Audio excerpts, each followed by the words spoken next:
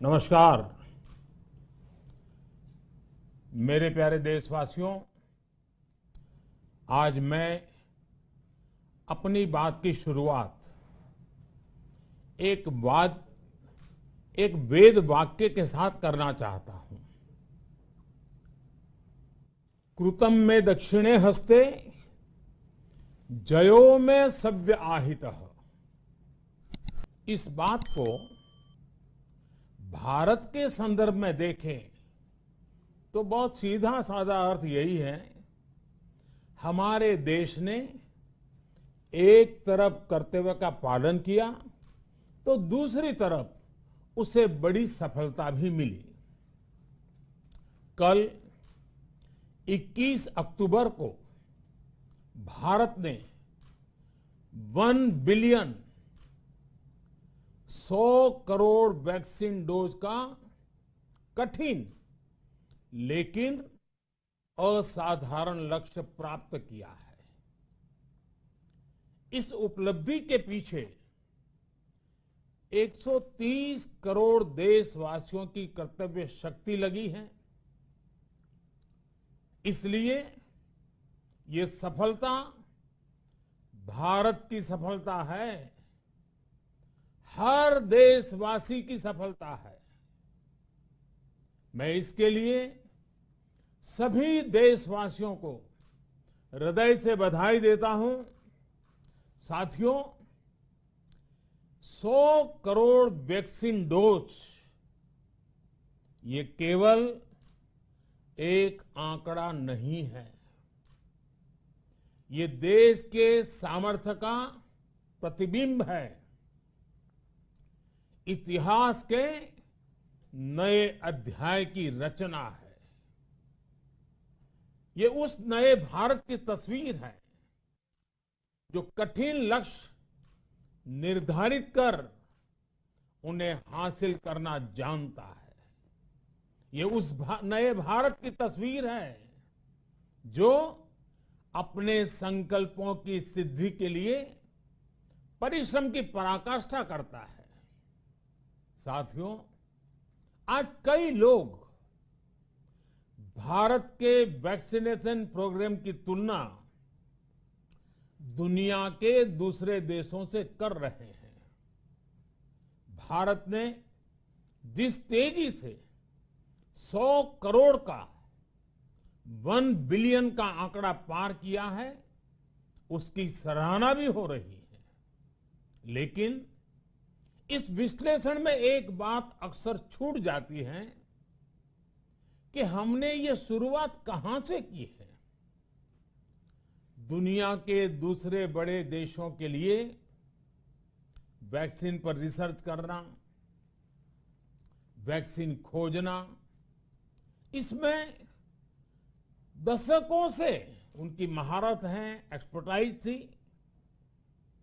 भारत अधिकतर इन देशों की बनाई वैक्सीनेशन पर ही निर्भर रहता था, हम बाहर से मंगवाते थे।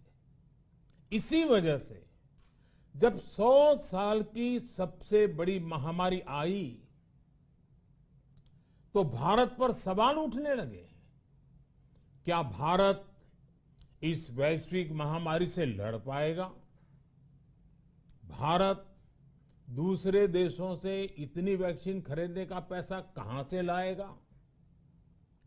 भारत को वैक्सीन कब मिलेगी? भारत के लोगों को वैक्सीन मिलेगी भी या नहीं? क्या भारत इतने लोगों को टीका लगा पाएगा कि महामारी को फैलने से रोक सके? भांति भांति के सवाल थे।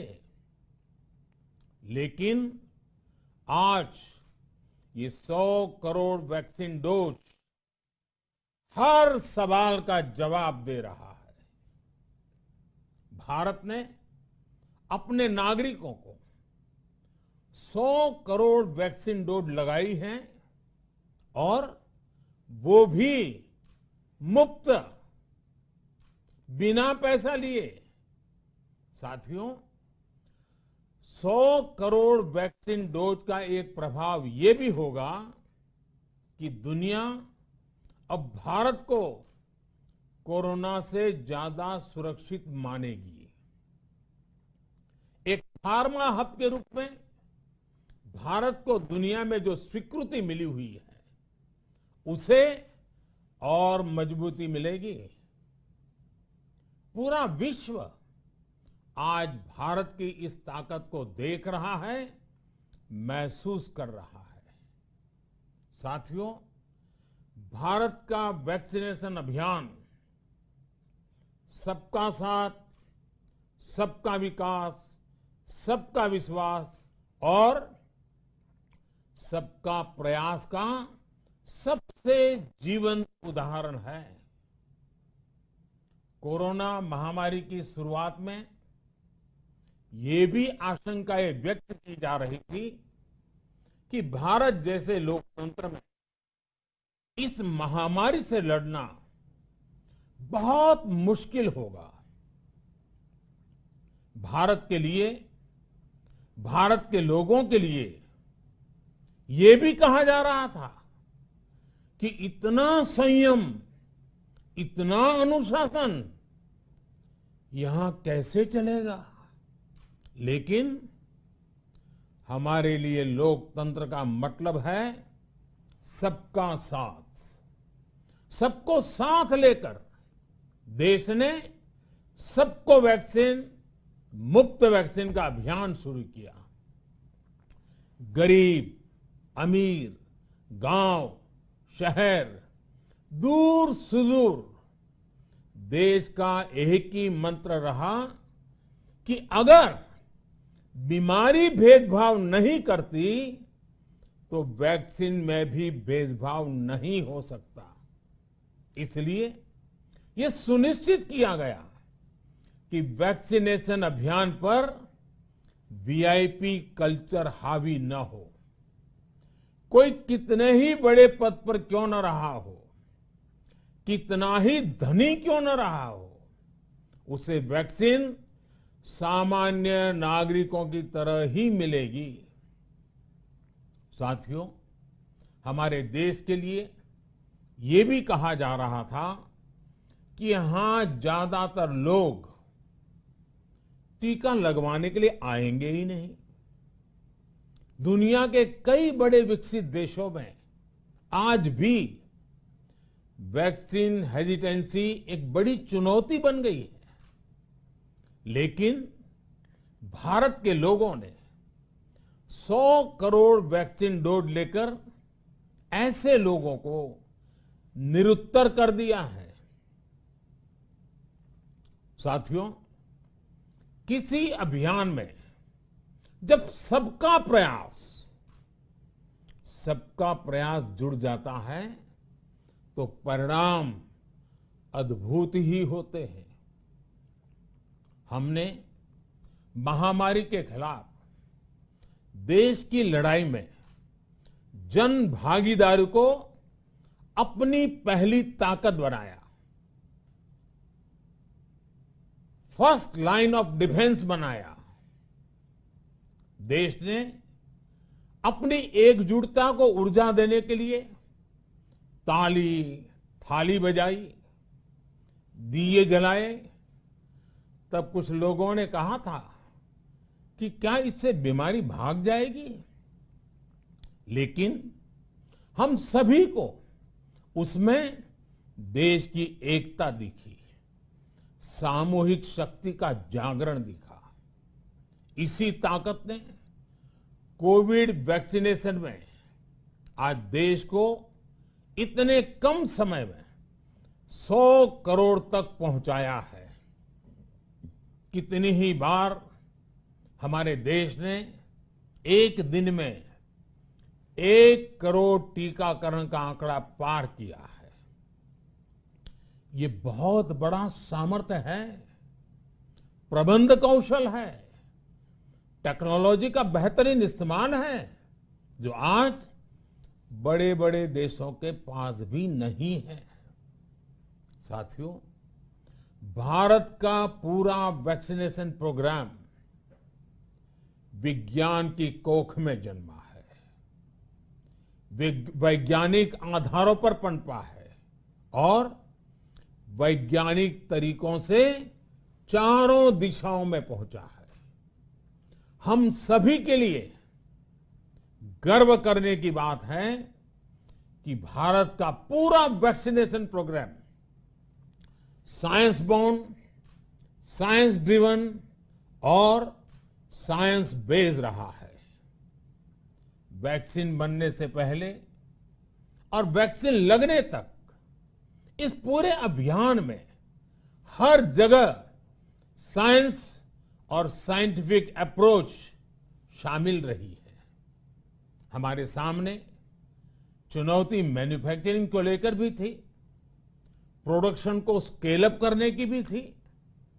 इतना बड़ा देश, इतनी बड़ी आबादी, उसके बाद अलग अलग राज्यों में, दूर दराज इलाकों में समय से वैक्सीन पहुंचाना, ये भी किसी भागीरथ कार्य से कम नहीं था।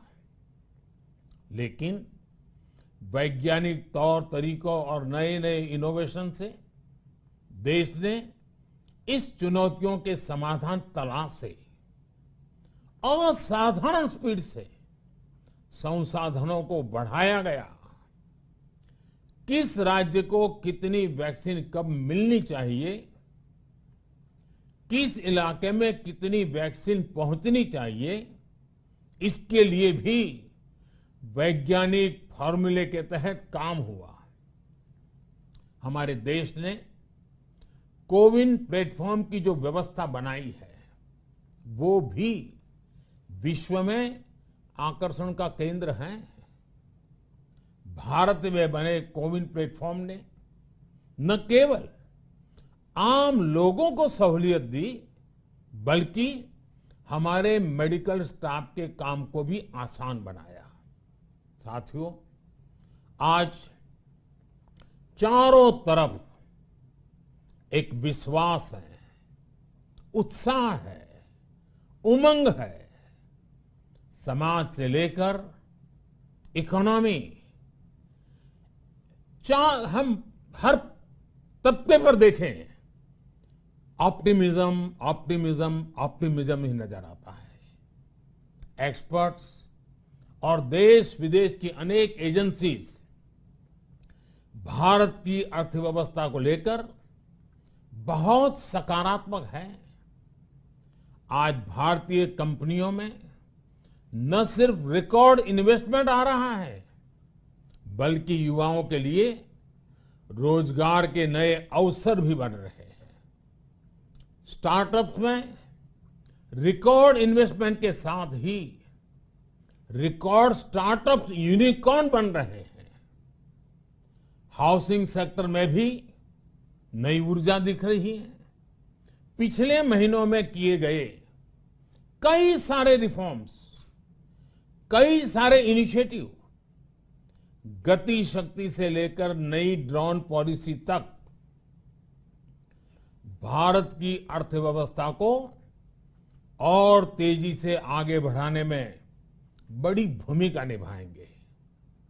कोरोना काल में कृषि क्षेत्र ने हमारी अर्थव्यवस्था को मजबूती से संभाले रखा। आज रिकॉर्ड लेवल पर अनाज की सरकारी खरीद हो रही है। किसानों के बैंक खातों में सीधे पैसे जा रहे हैं। वैक्सीन के बढ़ते हुए कवरेज के साथ साथ आर्थिक सामाजिक गतिविधियां हो, खेल जगत हो, टूरिज्म हो, एंटरटेनमेंट हो, सब तरफ सकारात्मक गतिविधियां तेज हो रही हैं। आने वाले त्योहारों का मौसम इसे और गति देगा और शक्ति देगा। साथियों, एक जमाना था जब मेड इन ये कंट्री, मेड इन वो कंट्री, इसी का बोलबाला था, बहुत क्रेज हुआ करता था। लेकिन आज हर देशवासी ये साक्षात अनुभव कर रहा है कि मेड इन इंडिया की ताकत बहुत बड़ी होती है। और इसलिए आज मैं आपसे फिर ये कहूंगा कि हमें हर छोटी से छोटी चीज जो मेड इन इंडिया हो, जिसे बनाने में किसी भारतवासी का पसीना बहा हो, उसे खरीदने पर जोर देना चाहिए। और ये सबके प्रयास से ही संभव होगा। जैसे स्वच्छ भारत अभियान एक जन आंदोलन है, वैसे ही भारत में बनी चीज खरीदना, भारतीयों द्वारा बनाई चीज खरीदना, वोकल फॉर लोकल, ये हमें व्यवहार में लाना ही होगा। और मुझे विश्वास है सबके प्रयास से हम ये भी करके रहेंगे। आप याद करिए, पिछली दिवाली हर किसी के मन मस्तिष्क में एक तनाव था, लेकिन इस दिवाली 100 करोड़ वैक्सीन डोज के कारण एक विश्वास का भाव है। अगर मेरे देश की वैक्सीन मुझे सुरक्षा दे सकती है, तो मेरे देश का उत्पादन, मेरे देश में बने सामान मेरी दिवाली और भी भव्य बना सकते हैं। दिवाली के दौरान बिक्री की एक तरफ और बाकी साल की बिक्री एक तरफ होती है। हमारे यहां दिवाली के समय, त्योहारों के समय बिक्री एकदम बढ़ जाती है। 100 करोड़ वैक्सीन डोज हमारे छोटे छोटे दुकानदारों, हमारे छोटे छोटे उद्यमियों, हमारे रेहड़ी पटरी वाले भाइयों बहनों, सभी के लिए आशा की किरण बनकर आई है।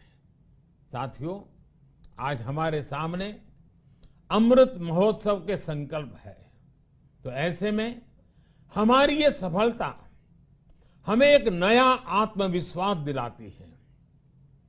हम आज कह सकते हैं कि देश बड़े लक्ष्य तय करना और उसे हासिल करना बखूबी जानता है, लेकिन इसके लिए हमें सतत सावधान रहने की जरूरत है।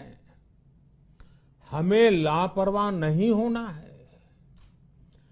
कवच कितना ही उत्तम हो, कवच कितना ही आधुनिक हो, कवच से सुरक्षा की पूरी गारंटी हो, तो भी जब तक युद्ध चल रहा है, हथियार नहीं डाले जाते।